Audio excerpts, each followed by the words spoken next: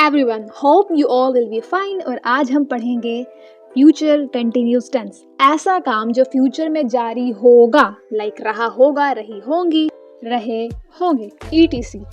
इसका फॉर्मूला क्या होने वाला है? एफर्मेटिव में सब्जेक्ट के बाद विल बी या शैल बी, उसके बाद first form plus ING. As you know, continuous tense में हमेशा फर्स्ट फॉर्म प्लस आईएनजी ही यूज होता है। नेगेटिव बनाते हुए सब्जेक्ट के बाद विल या शैल, उसके फौरन बाद नोट। हमारा चलता आ रहा है शुरू से ही, अब तक आपको पक्का हो गया होगा कि नोट हमेशा तीसरे नंबर पर आएगा, और वो भी जो पहले विल या शैल के साथ आ रहा था अब चौथे नंबर पे आएगा, नोट के बाद आएगा, और फर्स्ट फॉर्म प्लस आईएनजी।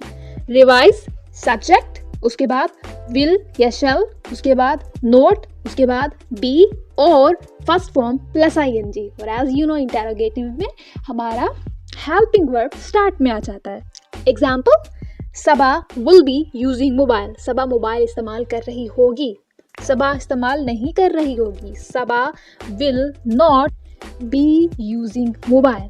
क्या सबा मोबाइल इस्तेमाल कर रही होगी? Will be Saba using the mobile. Example time, मैं कल पढ़ रही होंगी। I will be studying, study first plus ing, studying tomorrow. नहीं कर रही होंगी, I will not be studying tomorrow. Question आया में, will I be studying tomorrow? वो आज रात खाना तैयार कर रही होगी। She will be cooking dinner tonight. Negative में, she will not be cooking dinner tonight. और क्वेश्चन आया में, Will she be cooking dinner tonight? इस शाम वो देर तक काम करेगा। He will be working late this evening. और नेगेटिव में, He will not be working late this evening. और क्वेश्चन आयर में, Will he be working late this evening?